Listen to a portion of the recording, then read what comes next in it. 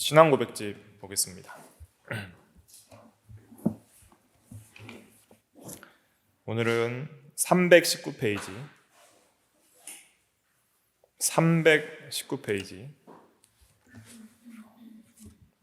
도르트 신조 셋째 교리, 넷째 교리 319페이지입니다. 도르트 신조는 이제 다음에 기회가 되는 대로 한번 쑥 처음부터 끝까지 쭉 다 한번 이제 살펴봐야 될 중요한 교리입니다. 그래서 이제 개혁교회 대표 교리가 6개가 있는데 웨스트민스터 대소요리 문답과 신앙고백은 이제 영미 개혁교회에서 신조로 삼는 것이고, 그것이 이제 우리 한국 장로교회로 넘어와서 우리가 장로교인이라면 반드시 이것을 성경의 가장 요긴한 해설과 도리로 이제 믿는다, 이렇게 고백을 하는 것이고, 그다음에 도르트 신조, 벨직 신앙고백서, 하이델베르크 유름문답, 이 세 가지는 이제 네덜란드 지역에 있는 그 개혁교회의 일치를 위한 세 가지 신조예요. 그래서 개혁교회, 네덜란드 쪽에 있는 개혁교회는 이 세 가지를 무조건 믿어야지 개혁교회인 거예요. 이 도르트 신조는 이제 소위 칼빈주의 5대 교리라고 하는 것들 있잖아요. 그래서 튤립이라고 하는데 전적 타락, 그다음에 무조건적인 선택, 제한적 속죄, 그 다음에 정할 수 없는 은혜, 성도의 견인. 그래서 이 5가지 교리가 원래는 이제 도르트 신조에서부터 나오게 됩니다. 그래서 순서는 좀 달라요. 도르트 신조는 이제 셋째 교리가 이제 전적 타락에 대한 교리를 말을 하고 있는 것입니다. 그래서 이제 인간론을 계속 나가면서 이제 처음에 언약을 했잖아요. 그래서 언약을 통해서 우리 인간이 어떻게 하느님과 언약을 맺었고, 또 행위 언약을 어긴 것이 원죄이다. 그리고 그 타락의 결과로서 은혜 언약이 주어진 것이 복음이고, 그래서 그러한 틀을 이해하면서 이제 언약을 쭉 살펴봤고, 이제 언약을 이제 종결하고, 또 오늘부터는 이제 인간의 전적 부패, 인간이 이제 행위 언약을 어긴 우리 아담 안에서의 모든 인간의 죄인된 상태가 어떠하냐에 대한 그 교리를 살펴보려고 하는 것입니다. 도르트 신조가 내용이 좀 많이 있어서 오늘은 그 319페이지에 있는 1장부터 3장까지만 3가지만 좀 읽어볼게요. 그래서 의미를 좀 생각하면서 읽어볼 텐데, 1장은 이제 주된 내용이 무엇이냐면 타락이 사람의 본성에 끼친 영향. 그래서 타락을 통해서, 타락은 뭐죠? 행위 언약을 어긴 것이 타락이죠. 행위 언약을 어긴 것이 타락이고, 그 타락의 결과가 원죄예요. 그래서 원죄라고 하면 아담이 지은 죄 이렇게 하시면 안 돼요. 아담이 지은 죄 이렇게 하시면 안 되고, 원죄는 뭐냐면 아담이 처음 지은 죄로서 인류의 대표로 행위 언약을 어긴 죄, 그게 원죄예요. 그리고 그 원죄가 우리에게 있다고 할 때에는 그 행위 언약을 어긴 결과로서 우리에게 주어지는 2가지가 원죄입니다. 원죄의 2가지가 무엇이죠? 무엇입니까? 죄책과 부패예요. 이거는 외우셔야 됩니다. 달달달달 외우셔서 완전히 머릿속에 집어 넣으셔야 됩니다. 그래서 타락은 행위 언약을 어긴 것이, 이것이 이제 아담의 첫 범죄죠. 이것으로 통해서 이제 타락이 되었는데, 전 인류가 타락이 되었는데, 행위 언약을 어긴 것을 통해서 이것이 첫 범죄로서 원죄, 처음 죄인데, 우리에게 원죄가 있다라고 할 때에는 아담이 처음 지은 죄로 인하여서 아담 안에 있는 모든 인류에게 주어진 결과를 말하는 거예요. 우리에게 원죄가 있다고 할 때는. 그러니까 아담이 지은 죄랑 우리 죄랑 뭔 상관이에요? 이렇게 생각할 수가 있잖아요. 아담이 지은 죄가 원죄라고 그러면 그게 아니라 아담이 첫 범죄를 가리키는 거예요. 행위 언약을 어긴 그 첫 범죄가 원죄인데, 우리에게 원죄가 있다. 이제 그렇게 말할 때는 아담 안에서 모든 인간들에게 이제 원죄의 결과로 주어지는 죄책과 부패. 이 두 가지가 원죄입니다. 그래서 아담도 처음 범죄로 인해서 죄책과 부패를 가지게 됐죠. 그리고 모든 인류도 이 죄책과 부패를 가지고 태어난다. 태어날 때부터 인간은 뭘로 태어나는 거예요? 그러면 죄인으로 태어나는 거예요. 그래서 인간이 죄를 지었기 때문에 죄인이 되는 게 아니라 우리가 세워나가는 교리는 뭐냐면 죄인이기 때문에 죄를 짓는다는 거예요. 그게 원죄를 믿는 신앙 교리에서 중요한 점입니다. 죄를 지어서 죄인이 되는 게 아니라 원래 죄인이 아니었는데 태어날 때부터 착하게 태어났는데 죄를 지어서 죄인이 된 게 아니라 죄인으로 출생했기 때문에 평생 죄를 짓는다는 거예요. 그런데 이 죄책이라는 부분은 법적인 면이고 부패는 이 실제적인 면입니다. 그래서 죄책은 법적인 죄에 대한 책임을 지고 정죄를 받게 돼 있어요. 죄책은 정죄를 받아서 하나님의 법정에서 하나님의 심판대 앞에 너는 죄인이라 하는 그 정죄를 받을 수밖에 없는 이유가 죄책 때문이에요. 그래서 죄인된 책임, 법적 책임을 지기 때문에 반드시 정죄와 형벌을 받아야 돼요. 부패는 뭐냐면 죄인의 상태를 가리키는 거예요. 이건 법적이고 이건 이제 신분을 가리키는 거죠. 신분. 죄인의 신분. 그리고 이건 상태. 그래서 부패한 상태로 태어나기 때문에 이제는 온 본성으로 생각하고 말하고 행동하는 모든 것이 하나님 앞에 죄를 지을 수밖에 없는 것이죠. 그래서 이 원죄 때문에 이 원죄로부터 특별히 이 부패로부터 온갖 자범죄들이 다 나오기 시작합니다. 이 부패로부터. 그래서 이제 우리는 태어날 때부터 이제 부패한 성품을 따라서 온갖 자범죄들을 다 짓게 되는 것이죠. 이 부패의 정도가 얼마나 심각하냐 이제 이걸 말하는 거예요. 전적 부패는 이 부패의 정도가 얼마나 심각하냐 모든 범위가 다 부패했다. 하나도 선한 부분이 없이 도화지가 있다면은 하나도 선한 부분이 없이 전 범위의 부패. 그래서 전적 부패는 전적이라는 것은 범위를 말하는 거예요. 범위. 글씨가 잘 안 보이시나요? 전 범위를 말하는 겁니다. 그래서 이거는 전적이라는 것은 이제 정도를 말하는 것은 아니에요. 정도는 뭐냐면은 완전 부패했다 이렇게 말할 때 정도거든요. 그래서 더 이상 부패할 수 없을 정도로 완전히 부패해서 극악무도하다 이렇게 말할 때는 이제 완전을 쓸 수 있거든요. 완전 부패랑 정적 부패랑 구분을 하셔야 됩니다. 우리가 세워나가는 교리는 전적 부패예요. 완전 부패할 때가 있습니다. 언제냐면 일반 은혜가 종결될 때는 완전 부패하는 거예요. 그때는 지옥에 들어갈 때예요. 그러니까 지옥에 들어가기 전까지는 이 세상에 예수 믿지 않는 사람들도 완전히 부패되지 않은 이유는 노아와 맺은 일반 은혜 언약 때문에 완전히 부패되진 않고 어느 정도 이성적인 작용과 도덕적 양심과 사회법과 제도를 통해서 인간들이 서로 완전히 죽여서 자멸하지 않도록 사회생활을 하고 생명을 유지시켜 줄 수 있도록 생명을 유지할 수 있도록 하나님께서 베풀어 주신 일반 은혜 때문에 완전히 부패하진 않고 그러나 하나님 앞에 어떠한 선도 행할 수 있는 근거는 아예 없이 전 범위의 부패다는 의미에서 전적 부패를 씁니다.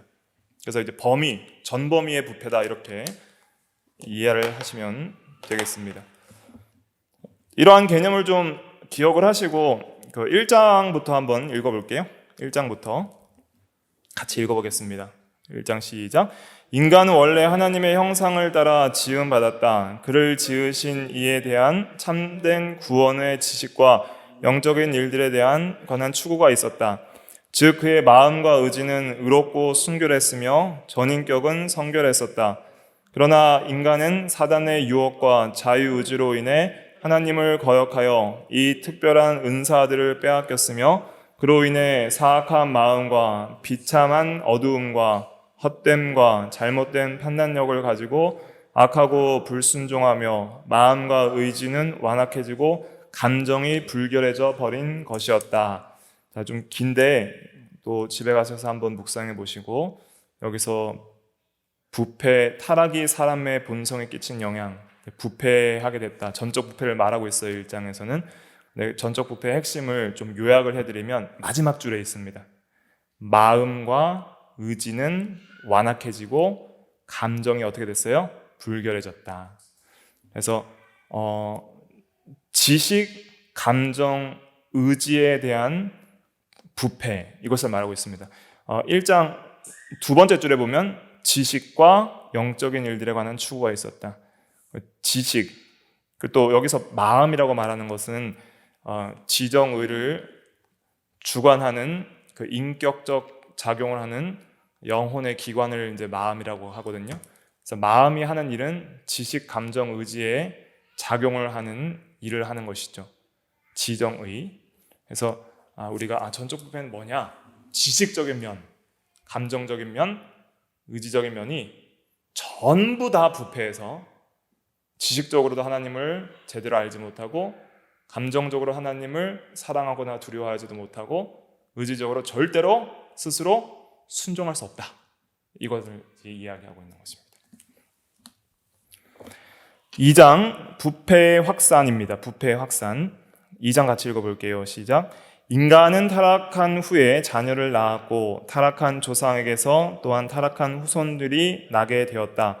따라서 그리스도를 제외하고서는 아담의 모든 후손들은 죄를 지니고 태어난다. 이것은 마치 펠라기우스가 주장하듯이 하나의 모방이 아니라 하나님의 공의로운 판단으로 보건대 사악한 본성이 유전된 것이다. 그래서 아담 안에서 모든 후손들은 이 원죄를 유전받아서 가지고 태어난다.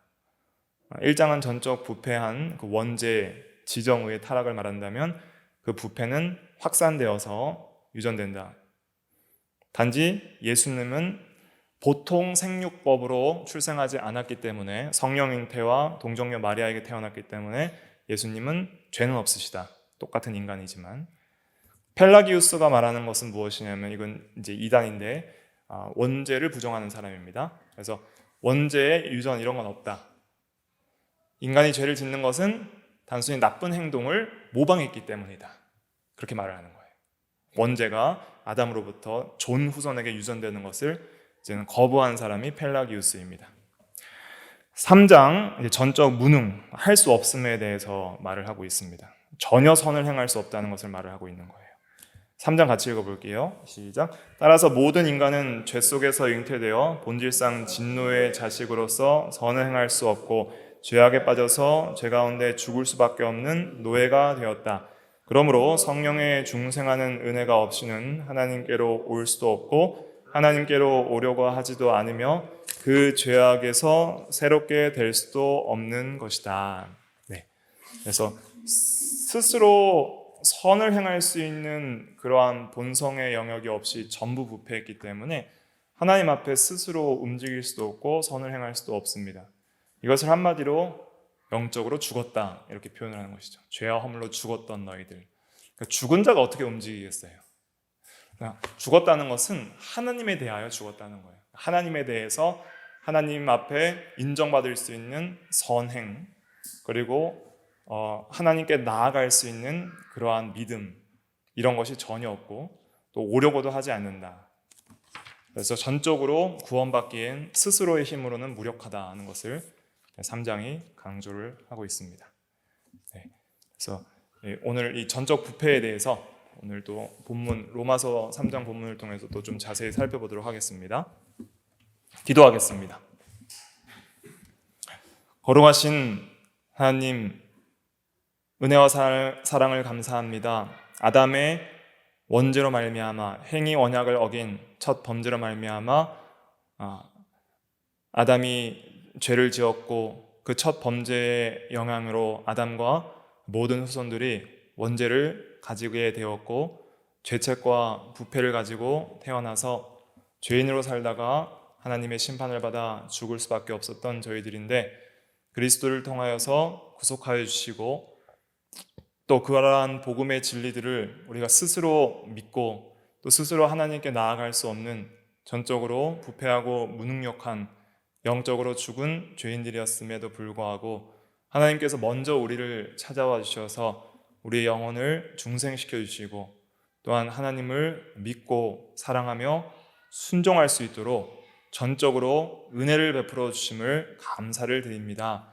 우리가 받은 구원의 모든 은혜는 오직 하나님께로부터 온 것임을 우리가 고백하고 우리를 신뢰하거나 또 우리의 의를 세우는 것이 아니라 하나님의 은혜를 찬양하며 온전히 하나님만을 의지하는 저희들의 신앙이 되게 하여 주시옵소서. 우리의 삶 속에서 우리의 거룩함을 이루는 성화의 과정 속에서도 우리를 거룩하게 하시는 하나님의 성령을 의지하면서 날마다 하나님의 은혜와 능력을 힘입어서 하나님의 사람으로 온전케 되며 모든 선한 일 위하여 준비되며 거룩하고 경건한 사람으로 자라나는 저희들 다 될 수 있도록 은혜를 베풀어 주시옵소서. 예수님의 이름으로 기도하옵나이다. 아멘. 하나님 말씀 보겠습니다.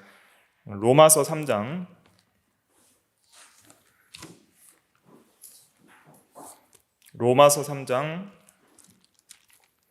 9절부터 18절까지 말씀입니다. 로마서 3장 9절부터 18절까지 말씀.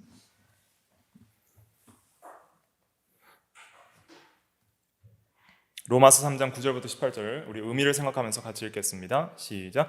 그러면 어떠하냐? 우리는 나으냐? 결코 아니라 유대인이나 헬라인이나 다 죄 아래 있다고 우리가 이미 선언하였느니라. 기록된 바 의인은 없나니 하나도 없으며 깨닫는 자도 없고 하나님을 찾는 자도 없고 다 치우쳐 함께 무익하게 되고 선을 행하는 자는 없나니 하나도 없도다. 그들의 목구멍은 열린 무덤이요 그 혀로는 속임을 일삼으며 그 입술에는 독사의 독이 있고 그 입에는 저주와 악독이 가득하고 그 발은 피 흘리는데 빠른지라. 파멸과 고생이 그 길에 있어 평강의 길을 알지 못하였고 그들의 눈앞에 하나님을 두려워함이 없느니라 함과 같으니라. 아멘. 이 시간 인간의 전적 부패라는 제목으로 하나님의 말씀을 증거하겠습니다. 인간의 전적 부패는 우리 안에 어떠한 선한 것도 있지 않음을 인정하는 교리입니다. 그리고 우리 스스로의 힘으로써 자력으로 구원을 받을 수 없다는 것을 인정하는 교리입니다. 우리 스스로 하나님 앞에 인정받을 의나 선이 하나도 우리 안에 없다는 것을 인정하는 교리입니다. 그러므로 모든 구원의 소망을 하나님께 두는 교리이며 모든 구원의 은혜를 하나님께 돌리는 교리이고, 그래서 전적 부패의 교리는 전적 은혜의 교리와 같이 가는 것입니다. 그래서 우리가 참으로 예수 그리스도를 믿음으로 구원을 받는다고 할 때 그 복음의 가치와 그 은혜들을 우리가 깊이 이해를 하려면 그 복음으로 말미암아 구원받은 우리의 인간의 상태가 어떠했는지를 깊이 이해하는 것이 중요합니다.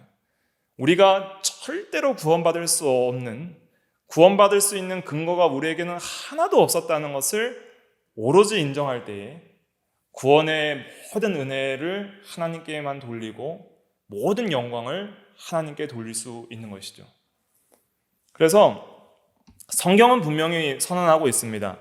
유대인이나 헬라인이나 다 죄 아래 있다고 우리가 이미 선언하였느니라. 1장부터 복음을 증거하면서 로마서 3장까지 유대인과 이방인의, 즉 하나님이 육신적으로 택한 이스라엘 민족이나 그렇지 않은 민족이나 동일하게 모두 다 죄인이라는 것을 선포하고 있는 거예요. 로마서 첫 전반부에서. 그러므로 다 죄 아래 있다고 이미 선언하고 있고, 그러므로 의인은 없나니 하나도 없으며 이렇게 말을 하고 있는 것입니다. 하나님 앞에 의인이 하나도 없다는 거예요. 물론 우리가 양심이 있다면 자기가 완전한 의인이라고는 생각하지 않을 것입니다. 그러나 우리가 때때로는 교만할 때가 있으니 상대적으로 다른 사람과 비교해서 자기를 조금은 의롭다고 생각하는 때들이 있을 수 있습니다. 마치 누가복음 18장에서 바리새인과 세리의 기도에 있어서 그 세리에 대해서 세리는 하나님 앞에 감히 눈을 못 뜨고 머리를 숙이면서 주여 나를 불쌍히 여기소서라고 그렇게 기도했는데 바리새인은 저 세리와 같지도 않고 토색 불이 가늠한 자들과 같지도 않고 11조를 드리고 또 하나님 앞에 의롭게 사는 것을 감사합니다 하면서 자기의 의를 내세웠거든요. 그러니까 우리가 사람들과의 관계에 있어서 상대적으로 다른 사람보다는 내가 좀 더 의롭다고 생각할 때에 자기 의를 세우게 되어 있습니다. 그러면서 다른 사람보다 내가 좀 더 의롭게 사니까 내가 좀 의롭지 아니한가 그렇게 생각을 하고 있는데 사실은 그것은 하나님이 보는 기준은 아니에요. 그건 자기 기준이지. 하나님께서 보시는 것은 중심이고 하나님께서는 우리의 본성을 꿰뚫어 보시기 때문에 우리의 본성 안에 하나님께 인정받을 의나 선이 있는가 그것을 찾으시는 거예요. 그런데 모든 아담 안에서의 모든 인간들은 하나님 앞에 한 사람도 선하거나 의롭다고 인정받을 사람이 한 명도 없다는 거예요. 그것이 성경이 인간들을 향해서 정의하는 그 상태를 말하는 것입니다. 그래서 의인은 없나니 하나도 없으며 깨닫는 자도 없고 하나님을 찾는 자도 없고 다 치우쳐 함께 무익하게 되고 선을 행하는 자는 없나니 하나도 없도다. 그래서 하나님 보시기에는 다 치우쳐 함께 무익하게 되었어요. 하나님께서는 인간을 창조하실 때 하나님을 영화롭게 하며 영원토록 그를 즐거워하기 위하여 인간을 창조하셨는데 그 창조의 본래의 목적에 부합한 인간이 한 명이라도 있다는 거예요? 없다는 거예요? 없다는 겁니다. 아담 안에서 타락한 모든 인류는 하나님 보시기에 쓸모있는 인간이 하나도 없다는 거예요. 전부 무익하게 되고 전부 부패하여서 아무런 유익이 없는 그런 존재가 되었다는 것이죠. 선을 행하는 자 없나니 하나도 없도다. 하나님 앞에 인정받을 만한 선, 그것을 행하는 자들이 없다는 거예요. 그래서 모든 인간들을 하나님께서 심판하셔야 마땅하지만은 이러한 인간들을 구원하시기 위해서 우리 주 예수 그리스도께서 이 땅에 오셨고 오직 하나님 앞에 인정받는 유일한 의를 행하신 분이 예수님이시고 또 선을 행하신 분이 예수님이신 거예요. 그래서 그 예수님 안에서 우리가 구원을 받고 하나님의 자녀로 입양되는 것이죠. 그래서 하나님께서는 우리의 마음을 꿰뚫어 보십니다. 그리고 우리의 마음의 생각들을 꿰뚫어 보시는 거예요. 특별히 예레미야 17장 9절에서는 우리의 마음에 대해서 무엇이라고 말을 하고 있냐면 만물보다 거짓되고 심히 부패한 것은 마음이라 누가 능히 이를 알리오마는 이랬습니다. 그러니까 마음이 심히 부패했다 그랬죠. 그 다음에 우리 시편 51편 5절 한번 찾아볼게요. 시편 51편 5절 같이 읽어볼게요. 시편 51편 5절 시작. 내가 죄악 중에 출생하였으며 어머니가 죄 중에서 나를 잉태하였나이다. 그래서 다윗이 밧세바와 간음하고 우리아를 죽인 그러한 큰 죄를 범하고 나서 자기의 부패한 상태를 추적하고 또 깨달아 볼 때에 이렇게 죄악 중에 원죄를 가지고 전적 부패한 상태에서 태어났음을 그렇게 깨닫게 된 것을 시편을 통해서 고백하고 있는 내용입니다. 그래서 우리에게는 원죄가 있다. 그리고 전적인 그런 부패한 본성이 있다 하는 것을 확실히 인정을 해야 됩니다. 그렇다면 다시 오늘 이제 본문으로 돌아와서 그러한 전적 부패가 도대체 그러면 어떠한 것인가 정체를 우리가 좀 살펴봐야 되겠습니다. 도르트 신조에서도 읽었듯이 우리가 지식과 감정과 의지의 이 전 본성의 타락이 전적 부패라고 그랬잖아요. 그래서 이 타락한 상태를 성경에서는 좀 여러 가지로 표현을 하고 있어요. 첫째로는 어떤 표현이냐면 영적으로 죽었다는 거예요. 허물과 죄로 죽었다 이렇게 표현을 하는 거예요. 전적 부패를. 그러니까 영적으로는 우리가 하나님에 대하여 죽었다는 거예요. 하나님과의 관계의 단절을 말하는 것이죠. 죽었다고 했을 때는 그냥 아예 그냥 생명적 존재 활동이 정지된 것이 아니라 영혼은 있는데 그러나 하나님을 향해서는 죽어 있다는 거예요. 그리고 육체만 살아 있다는 것이죠. 그리고 마음의 작용인 인격적 작용으로 전적 부패를 살펴보면 지정의가 전적으로 부패했다 이렇게 생각을 할 수가 있겠습니다. 또 도덕적으로는 하나님이 보시기에 선한 것이 하나도 없는 것이 전적 부패예요.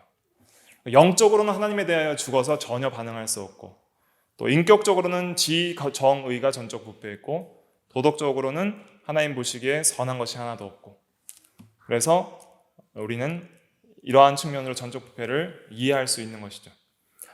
오늘 이제 로마서 읽은 3장에도 보면 이러한 측면을 잘 강조를 하고 있습니다. 먼저 생각해야 될 것은 이 지성의 타락이에요. 그러니까 우리의 지성이 얼마나 타락했는가, 이것을 우리가 인정하는 것이 전적 부패를 믿는 신앙이라 할 수가 있겠습니다. 11절 같이 읽어볼게요. 11절 시작. 깨닫는 자도 없고 하나님을 찾는 자도 없고 깨닫는 자도 없다 그랬습니다. 여기서 말하는 깨달음이라는 것은 어떤 지식도 모른다 이런 뜻은 아닙니다. 부패한 죄인들도 세상적인 많은 지식들을 공부하고 습득할 수 있고, 심지어 성경적인 교리나 신학적인 지식들도 공부해야 해서 이해하고 습득할 수 있습니다. 그렇지만 여기서 깨닫지 못한다는 것은 하나님에 대한 영적인 진리의 지식을 깨닫지 못한다는 거예요. 하나님에 대한 영적인 진리를 모른다는 거예요. 하나님이 누구신지를 모른다는 겁니다. 하나님이 참으로 창조주이시며 구속주이시라는 그 지식에 대한 진리를 모른다는 거예요. 인정하지도 않고 그렇게 믿지도 않습니다. 그렇게 공부하고 가르칠 수 있어도 자기는 절대로 믿을 수가 없는 거예요. 깨닫는다는 것은 믿음을 전제하는 거예요. 깨닫는 자는 반드시 믿게 되어 있습니다. 믿는 자는 깨닫게 되어 있는데 전혀 창조주와 구속주로 하나님을 깨닫지 못하고 믿지 못하는 것이죠. 또 하나님을 아버지로 모른다는 거예요. 우리가 정말 하나님으로부터 은혜를 받아서 중생한 성도라면 반드시 우리는 하나님을 부를 때에 본능적으로 아버지임을 고백하게 되어 있습니다. 생명의 산 자의 본능적 증거예요. 본능적인 반응이에요. 그런데 그러한 면들을 전혀 모르는 거예요. 그래서 진리의 지식을 전혀 공부할 수 없다는 것이 아니라 깨닫고 믿지 못한다는 의미에서 깨닫는 자도 없다 이렇게 말을 하는 것입니다. 아담은 처음 창조되었을 때에 완전한 지성을 가지고 있었습니다. 피조물로서의 완전한 지성을 말하는 것이죠. 그래서 하나님에 대해서 인간이 가져야 될 지식에 있어서 무지한 것이 없었어요. 하나님을 완전히 이해하고 있었고 창조주로 이해하고 또 하나님이 누구신지를 알고 바르게 예배하고 섬겼던 것이죠. 그러나 타락한 이후에는 이제는 하나님을 자기 지혜로 절대 알 수가 없게 되었습니다. 조금이라도 알 수 있는 약간의 여지도 없다는 거예요. 그것이 전적 부패예요. 그러니까 지성에 있어서도 전적으로 부패했기 때문에 자기 지혜로 하나님을 알 수 없게 되었어요. 그것이 고린도전서 1장 21절에 증거하는 것이죠. 고린도전서 1장 21절 읽어드리면 이 세상이 자기 지혜로 하나님을 알지 못함으로 하나님께서는 전도에 미련한 것으로 믿는 자들을 구원하기를 기뻐하셨도다 그랬잖아요. 여기서 보면 이 세상이 자기 지혜로 하나님을 알지 못한다 그랬어요. 지성면에 있어서 조그만 부분이라도 하나님을 알 수 있는 영적인 지식이 있었더라면 알 것인데 그러한 지식이 하나도 없다는 거예요. 그러니까 하나님을 알 수도 없고 알지 못하기 때문에 어떻게 해요? 찾는 자도 없는 거예요.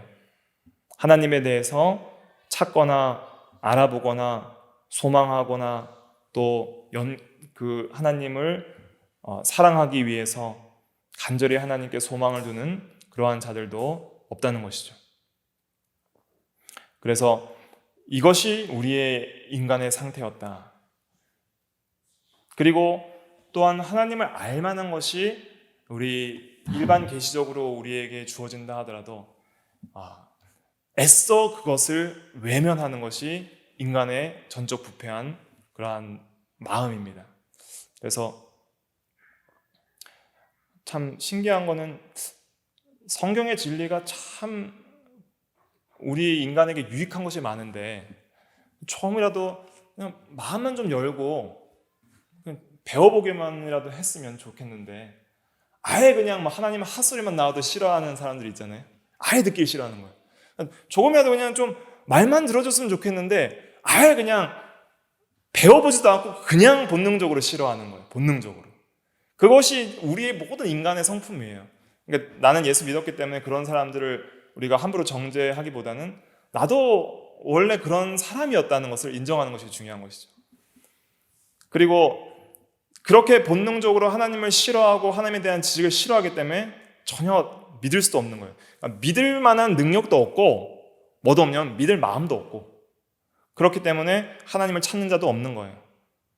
찾기라도 해보고 찾아보고 열심히 연구해보고 열심히 공부해보고 이성적으로 이 정도면 믿을만하다 이렇게라도 하면 좋겠는데 그것조차 하기를 싫어하는 것이 인간의 타락한 지성이라는 것이죠. 아예 지식적으로 그런 영적인 것들에 대해서 거부 반응이 너무 심한 거예요.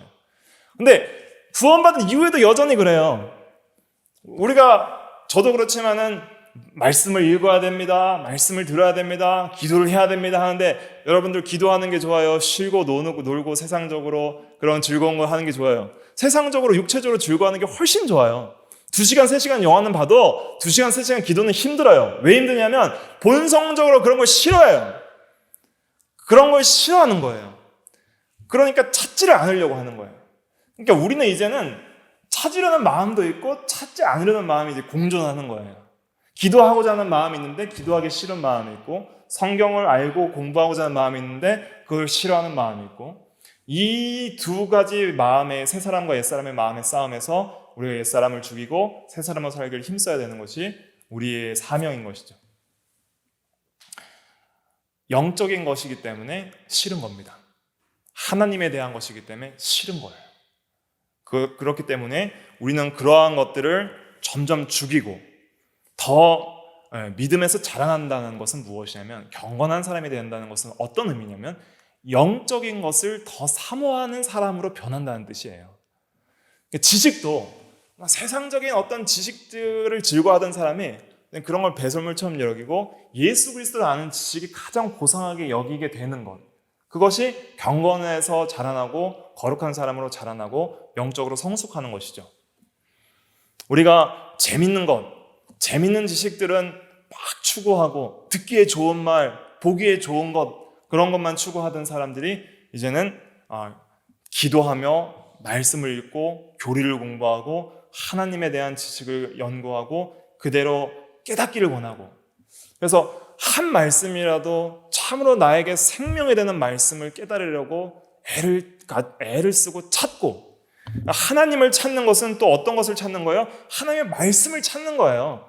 하나님의 말씀을 찾아서 그 가운데 계시된 그 하나님의 그 본질과 속성과 그의 사역들을 찾아나가려고 하는 거예요. 하나님이 누구신지를 진리를 통해서 찾아나가려고 하는 그러한 사모하는 마음들, 그러한 것들이 우리에게 이제는 더 크게 있어야 되는 것이죠. 근데 전혀 그런 것이 우리에게 없었다는 거예요. 여전히 그런 것이 없는 마음들이 남아있다는 거예요. 이걸 인정하지 않으면 우리는 쉽게 교만하게 될 것이고 그리고 우리의 경건에 많은 손해가 있을 것입니다. 그러니까 이걸 인정하고 나면은 이것을 죽이기 위해서 우리는 애를 쓰고 또 이제는 새 사람으로 정말 하나님을 아는 지식에서 자라나기 위해서 애를 써야 된다는 영적 이 전략을 세우게 되는 거예요. 어떻게 하면 내가 거룩을 이루어 나갈 수 있는지 그 내적 싸움에서 이 영적인 전략을 잘 세워서 그걸 이겨나갈 수 있는 그런 진리의 이 하나님의 말씀 그런 것을 가져서 잘 싸워 이겨나갈 수 있는 것이죠. 이런 걸 전혀 모를 때에는 그냥 무작정 싸우다 보니까 안 되는 거예요. 근데 이런 것을 잘 이해하다 보면 내 안에 여전히 부패한 속성들이 남아있구나, 패잔병처럼 남아있구나 하는 것을 이해하고 어떻게 하든지 이것을 죽이기 위해서 더 영적이고 신령한 것들을 찾아서 나가는 데 힘을 쓰게 되는 것이죠.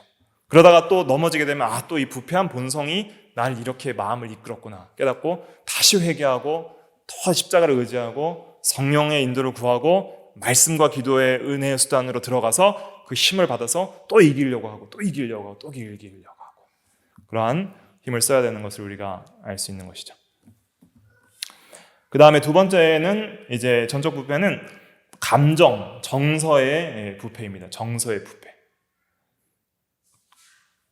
18절 같이 읽어볼게요. 18절 시작.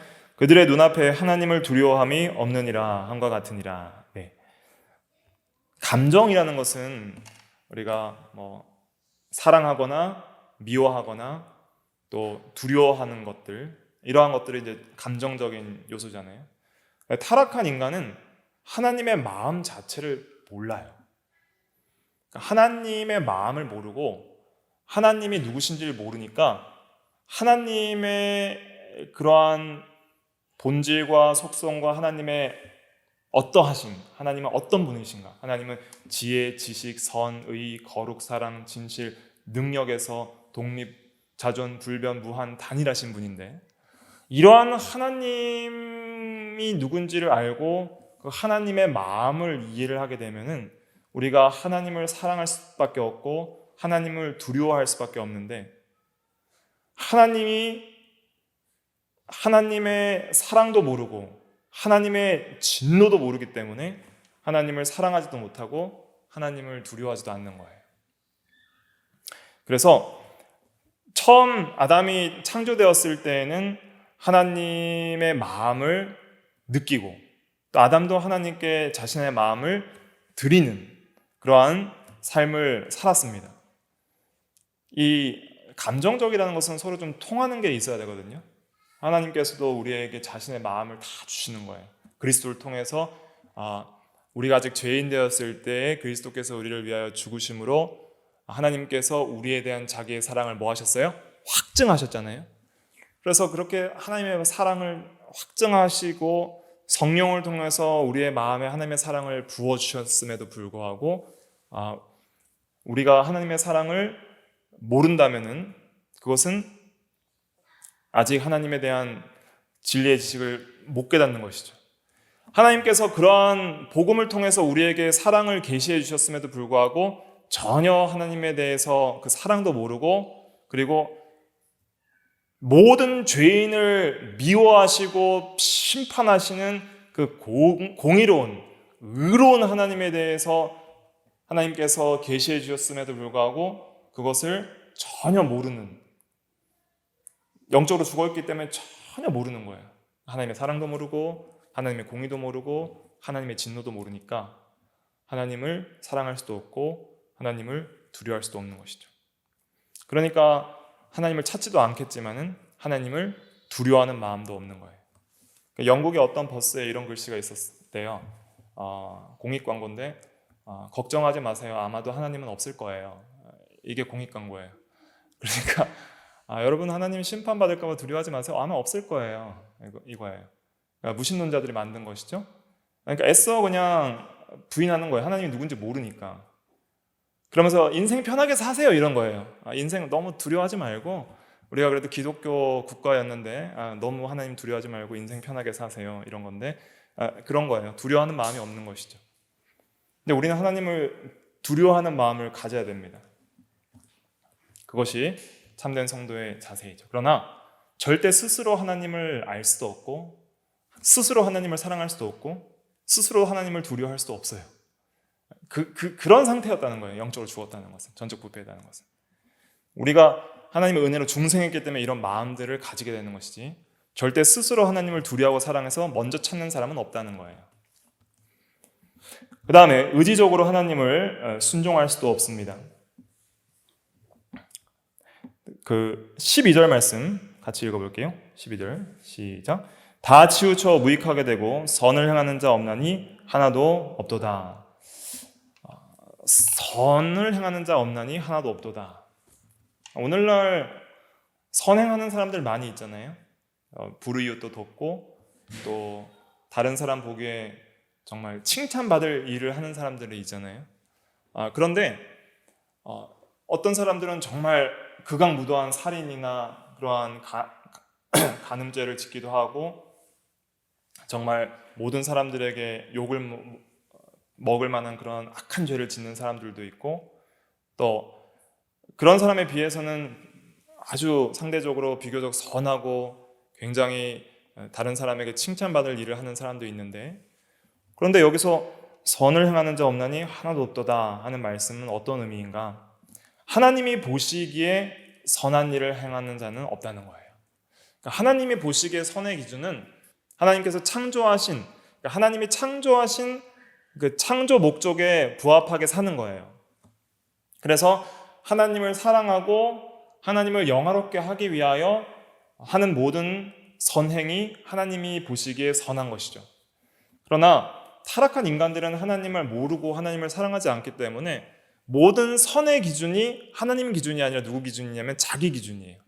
자기 기준에 선한 대로 사는 거예요. 내가 선하게 생각하는 대로 행동을 하고 내가 선하게 생각하는 대로 어떤 선행을 베풀고 내가 선하게 생각하는 대로 일을 하고 결혼을 하고 여가를 즐기고 그렇게 살아가는 것이죠.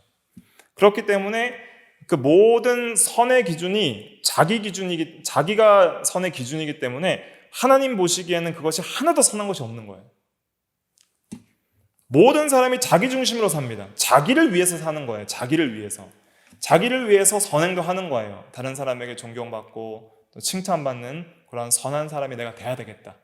그래 나는 좀 선한 사람이 되겠다. 나를 위해서 선하게 살아야겠다. 그렇게 해서 선한 행동을 하는 거예요. 그러니까 전적 부패한 우리 인간들의 그 마음의 중심의 경향성, 특징은 무엇이냐면 자기중심적으로 모든 것을 생각하고 말하고 행동해요.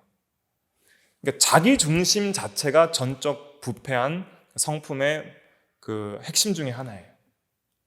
그래서 내 본성이 전부 자기를 위한다. 완전히 전적 부패한 거예요.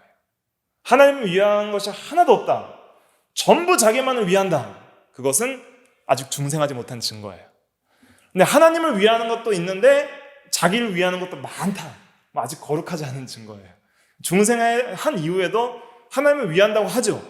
하나님을 위한다고 하는데 자기 부인이 안 되니까 자기 위하는 것이 너무 많은 거예요. 그러니까 하나님을 위하는 거 조금 하고 자기를 위해서는 많이 사는 것. 이것이 거룩하지 못한 성도의 생활이라고 할 수가 있겠습니다. 우리가 이 자기중심을 어디서 많이 볼 수 있냐면 어린아이들을 통해서 잘 볼 수 있어요. 아이들이 비교적 어릴 때에는 순진한 면이 있잖아요. 그래서 드러날 만한 큰 죄를 안 지어도 어린아이들은 정말 자기중심적이에요. 그래서 아무리 이 형제들끼리 서로 양보하고 나누라 해도 절대로 안 해요. 절대로 안 하려는 꺾지 못할 그 본성의 자기중심과 자기사랑이 가득한 것을 어린아이 때부터 볼 수 있거든요. 그것을 통해서 우리가 얼마나 자기중심적인가. 이제 성인이 되면서 이제 많이 이 인간관계와 사회생활을 하면서 많이 좀 이렇게 배우니까 양보도 좀 하고 또 이렇게 서로 배려도 하고 하는 것이지 그게 정말 남을 사랑해서 그럴까요? 그렇지 않아요. 자기를 위해서 그렇게 하는 거예요. 그러니까 어느 정도 이제 이 훈련을 받는 거죠. 사회생활을 통해서 예의도 차릴 줄 알고 선후배도 모실 줄 알고 어른에 대한 예의를 차릴 줄 알고 직장 생활도 어느 정도 이렇게 인간관계를 잘 대할 줄 알고 또 마음은 전혀 그렇지 않지만 웃을 때 웃고 말할 때 잘 말하고 하는 그런 것들을 하는 것이죠. 왜 그렇게 살아요? 자기를 위해서. 자기가 사람들 사이에서 인정을 받고 인간관계 잘 해나가고 사회생활 잘 해나가려면 그렇게 해야 되기 때문에. 그런데 예수를 믿고 중생한 성도는 이제는 자기를 위해서 그렇게 사는 게 아니에요. 누구를 위해서 그렇게 하는 거예요? 하나님을 위해서 그렇게 하는 거예요. 하나님의 영광을 위해서. 그리스도를 사랑하기 때문에. 그리고 이웃을 사랑해야 되기 때문에. 그리스도의 사랑이 나에게 임했기 때문에 그 사랑에 감격해서 자연스럽게 하나님의 사랑이 나를 통해서 흘러나가게끔 할 때에 하나님의 사랑이 다른 사람에게 전해지는 것이죠. 그건 내 힘으로 하는 것이 아니라 하나님의 은혜로 되어지는 것이죠. 그런데 그렇게 중생하기 전에는 하나님의 사랑도 모르고 하나님의 희생도 모르는 그런 상태에서는 아무리 사람들을 보기에 정말 존경받을 만한 사람이 돼도, 우리 연예인들 중에도 그런 칭찬 많이 받는 연예인들 있잖아요. 사람들에게 칭송받고 미덕이 정말 풍부하고 그런 사람들이 있는데, 본성 중심을 추적해 나가면 그런 모든 사람들은 다 자기를 위해서 남을 그렇게 섬기는 거예요. 자기를 위해서. 그것이 자기 중심인 것입니다. 그럼 하나님이 그 중심을 볼 때 그 사람을 선하다고 생각하겠어요? 악하다고 생각하겠어요? 악하다고 보는 거예요. 왜냐하면 자기 이기주의가 그렇게 나온 것 뿐이에요. 우리에게 다 그런 것이 있다는 거예요. 우리가 또 교회 생활을 하면서 정말 하나님을 사랑하기 위해서 나의 삶을 드리고 있습니까? 아니면 자기를 위해서 하나님을 이용하고 있습니까? 아니면 정말 성도를 사랑하기 때문에 성도를 위해서 기도하고 헌신하고 희생하고 있습니까? 아니면 자기를 위해서 그렇게 자기 만족과 자기의 위신과 자기의 직분 때문에, 아니면 자기가 맡은 바가 있기 때문에 그렇게 하고 있습니까? 이것을 잘 점검해 봐야 되는 것이죠. 그렇다고 누구도 완전하게 예수님처럼 그렇게 완전하다고 할 수 있는 사람은 없는 거예요. 본성적으로 자기중심이 남아있기 때문에. 그러나 이러한 자기중심을 점점 우리가 버리고 정말 주님을 닮아서 주님께서 나를 위해 자기를 내어주신 것처럼 나도 주를 위해 자기를 내어주고 이웃을 위해, 형제를 위해 목숨을 버리는 것이 마땅하다 하는 기도를 정말 진심으로 할 수 있다면 그것은 정말 하나님의 은혜입니다. 여러분들의 기도 속에서 그런 것들이 있어야 됩니다. 하나님, 제 마음과 저의 모든 삶을 주님께 드리고 저보다 더 하나님을 사랑하게 하여 주시옵소서. 그리고 형제를 위하여 나의 목숨을 버리게 하여 주시옵소서.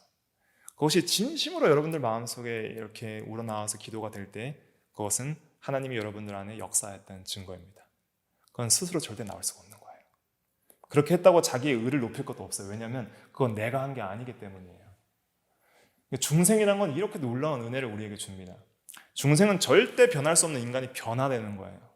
지식적인 면, 감정적인 면, 의지적인 면에서 완전한 부분에서 전적으로 부패한 그 본성 자체가 파괴되었지만은 남아있어요. 폐잔병처럼 남아있어요. 그러나 우리에겐 새로운 본성이 생기는 거예요. 하나님을 향해 새롭게 살아난 새 사람이 생기고 새 본성이 생기고 새 마음이 생기고, 그 새 마음은 이제 하나님을 바로 인식하게 되는 것입니다. 하나님에 대한 지식을 바로 가지고 하나님은 창조주이고 구속주이시며 삼위일체의 하나님이시고 모든 속성들을 가지시고 또 우리의 아버지시다.